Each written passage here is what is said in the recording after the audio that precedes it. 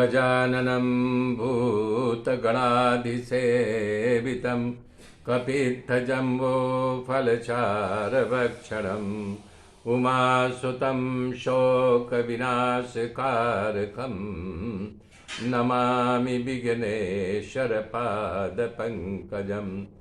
गुरुर्ब्रह्मा गुरुर्विष्णु गुरुदेव महेश्वर गुरु साक्षात् परब्रह्म तस्मै श्री गुरुवे नमः।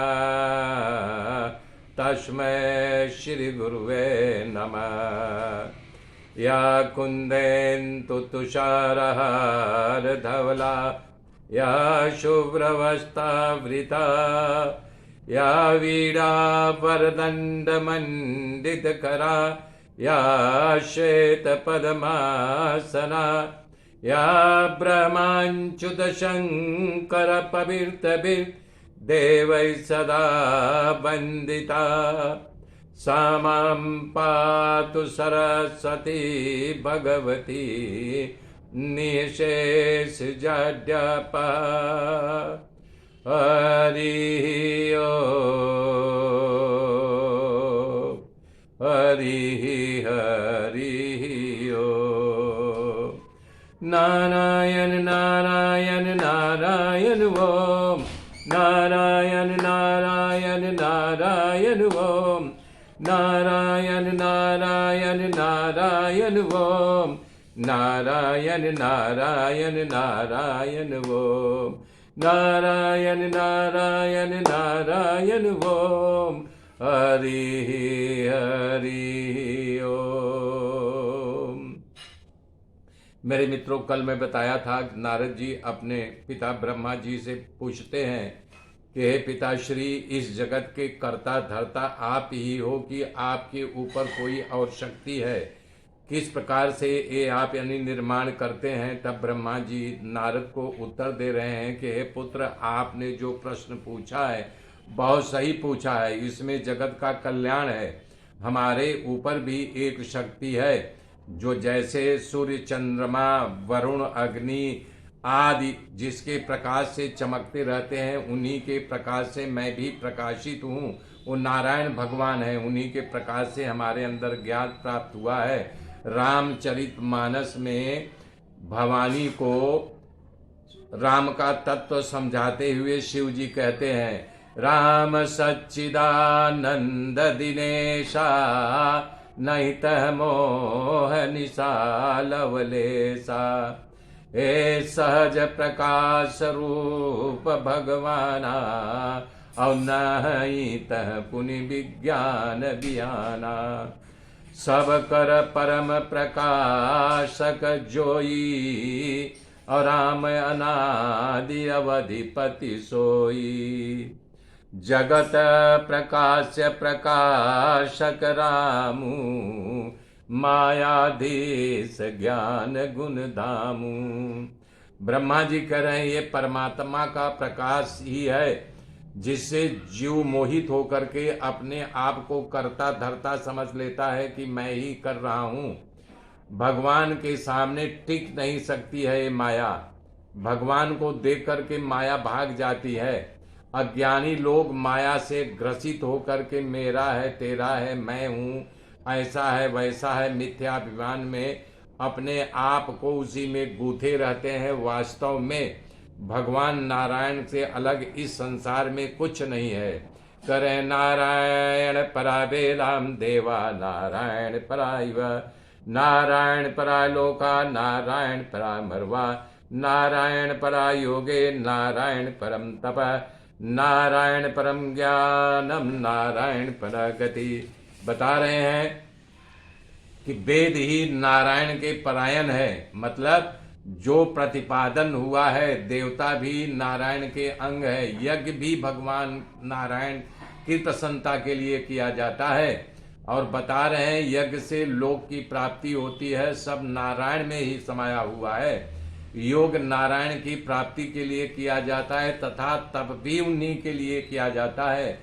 ज्ञान का मतलब ही नारायण है। जो कुछ किया जाता है भगवान नारायण के लिए किया जाता है। ये समस्त ब्रह्मांड के स्वामी सिर्फ नारायण हैं। भगवान नारायण मुझको बनाया है, उन्हीं की कृपा से, उन्हीं के इच्छा से इस जगत की मैं रचना करता हूँ। परमात्मा तो निर्गुण निराकार है। स्थिति सर्ग निरेधेषु गृहीता माया विमो। उत्पत्ति, स्थिति और क्षय करने के लिए सतगुण, रजगुण और तमो रूप धारण करते हैं। माया के द्वारा इन तीनों गुणों को धारण करते हैं। जब रजोगुण धारण करते हैं तो ब्रह्मा उत्पत्ति करते हैं, ब्रह्मा रूप लेकर के, यानी मैं उत्पत्ति करता हूँ। और बता रहे हैं सतगुण धारण करके विष्णु रूप लेकर के पालन करता हूँ। और जब संहार करना होता है तो शिव का रूप लेकर के मैं संहार करता हूँ। हे नारद जी, भगवान नारायण एक में से अनेक की इच्छा हुई तो माया द्वारा काल मकर स्वभाव को उन्होंने स्वीकार किया। बता रहे हैं कि माया का रूप लेकर के काल कर्म को उन्हीं की शक्ति से, तीनों गुणों से उत्पन्न हुआ समझो, स्वभाव उनसे रूपांतरित कर दिया है। कह रहे हैं कर्म में मह तत्व को जन्म दिया। जो आदमी कर्म करता है उससे मह तत्व की उत्पत्ति हुई। और मह तत्व में रजोगुण और सतगुण के बढ़ जाने से मह तत्व में विकार हुआ। उसमें ज्ञान, कर्म और द्रव्य उत्पन्न हुआ, उसका नाम अहंकार। यही अहंकार 5 महाभूतों का कारण मानने में आया हुआ है। अहंकार के विकार होने से आकाश की उत्पत्ति हुई। आकाश की उत्पत्ति का मेन कारण है अहंकार। आकाश का गुण शब्द है और आकाश में विकार होने के कारण वायु पैदा हुई। वायु का गुण जो है स्पर्श है। वायु का ज्ञान स्पर्श करता है तो वायु है। वायु के विकार से तेज की उत्पन्न हुई। तेज का गुण जो है रूप है। और तेज में विकार उत्पन्न हुआ तो जल की उत्पत्ति हुई। जल का जो है गुण जो है रस है। जल में विकार उत्पन्न होने से पृथ्वी की उत्पत्ति हुई। पृथ्वी का गुण गंध है। सारी सृष्टि अहंकार से ही प्रकट हुई है। वैकारिक अहंकार से मन और इंद्रियों के अधिष्ठाता देवताओं, दिशा, वायु, सूर्य, वरुण, अश्विनी कुमारों, अग्नि, इंद्र, विष्णु, प्रजापति आदि की उत्पत्ति हुई है। अहंकार से कान, त्वचा, नेत्र, जीभ, प्राण, ये 5 ज्ञानेन्द्रिया, वाणी, हाथ, पग, गुदा, ज्ञानेन्द्रिय, ये 5 जो है कर्म इंद्रिया का बताई गई है, इन्हीं से उत्पन्न हुआ है। जब 5 महाभूत और 10 इंद्रिया, मन, ये 3 गुण सब मिला करके 19 तत्व हुए थे। खुद के रहने के लिए भोग के साधन रूप में शरीर की रचना नहीं कर पाए। तब भगवान ब्रह्मा जी बता रहे हैं, तब भगवान उसमें शक्ति के रूप में प्रविष्ट किया। तब उस अंडे में हलन चलन हुई। ब्रह्मांड 1000 वर्ष तक वो अंडा समंदर में पड़ा रहा, वो निष्क्रिय था। लेकिन जब भगवान उसमें प्रवेश किए तब उसमें शक्ति आ गई। वो विराट पुरुष के मूल में से वाणी और अग्नि प्रकट हुई। वो सप्त धातु में से 7 छंदों की उत्पत्ति हुई है। शुक्ल और यजुर्वेद के अंतर्गत अष्टाध्यायी रुद्री जो पहले अध्याय में है उसमें 7 छंद उत्पन्न हुए। कौन कौन से? गायत्री, त्रिष्टुप, अनुष्टुप, उष्णिक, बृहति, पंक्ति और जगति, ये 7 छंद उत्पन्न हुए। इस विराट पुरुष के जीव से मनुष्य, पुत्रों, देवताओं और अमृतमय अन्न और सभी प्रकार का रस निकला। आगे बता रहे हैं ब्रह्मा जी, इस प्रकार से भगवान की सृष्टि का उसके नाक से 5 प्राण निकले। कौन कौन से? प्राण, अपान, व्यान, उदान और समान उत्पन्न हुआ। वायु सूंघने की शक्ति से अश्विनी कुमार, औषधि, गंध और ये सब नाक से प्रकट हुआ। विराट पुरुष से आंख से रूप, तेज, आंख की कीकी उत्पन्न हुई। विराट पुरुष के कान से समस्त दिशाएं, तीर्थों, आकाश, गुण, शब्द आदि उत्पन्न हुआ। यज्ञ, स्पर्श, वायु, त्वचा से निकली हुई केशों में से बिजली, शिला और पत्थर आदि निकला। बाहु में से संसार की रक्षा करने वाले लोकपालों की उत्पत्ति हुई। पीठ में से पराजय और जो है अधर्म और अज्ञान उत्पन्न हुआ। नाड़ियों में से नदियों का प्रागट्य हुआ। हाड़ में से पर्वतों की उत्पत्ति हुई है। हे नारद, उनके पेट मूल प्रकृति रस नाम की धातु समुद्रो था। समस्त प्राणियों का सब मृत्यु प्रकट हुआ है। और उन्हीं में सब समाया हुआ है, उनके उदर में ही। और हृदय में मन का जन्म हुआ, जो उनके यहाँ हृदय काश है वो मन है। और गीता में भी भगवान ने कहा है कि मनुष्यों में मन मैं ही हूं। ब्रह्मा जी कह रहे हैं, हे बेटा नारद, मैं, तुम, सनकाद ऋषि, भगवान शंकर, विज्ञान अनंत, सब विराट के चित्त से ही प्रकट हुए हैं। हे नारद, कहाँ तक गिनाऊं?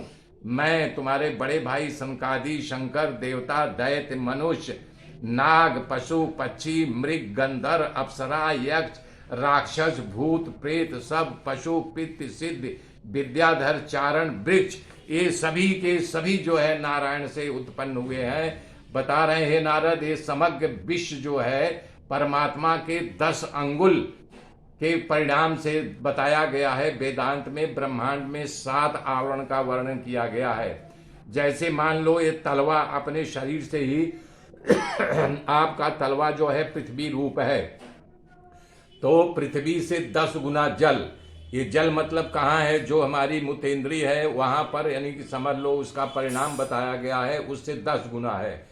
और जल से अग्नि, ये जहां पर हमारी नाभि है उसको अग्नि रूप माना गया है, 10 गुना अग्नि है। फिर वायु, ये पेट जो है अग्नि से 10 गुना वायु है।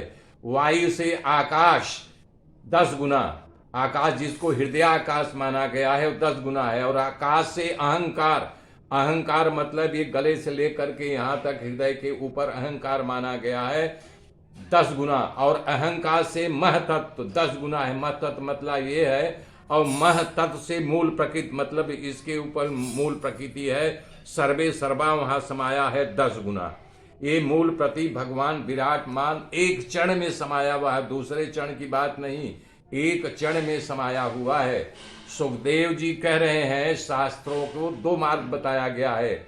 एक अविद्या मार्ग जो सकाम पुरुषों के लिए बताया गया है, और दूसरा विद्या रूप उपासना मार्ग है जो है, और उनके लिए बताया गया है।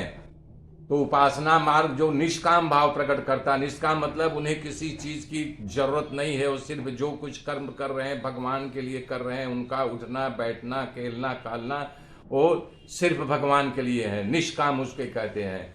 परंतु भगवान का भजन दोनों को करना चाहिए, चाहे सकाम हो चाहे निष्काम हो। मेरे मित्रों, आगे की गाथा कल जोड़ूंगा, तब तक के लिए जय श्री राम, जय श्री राम।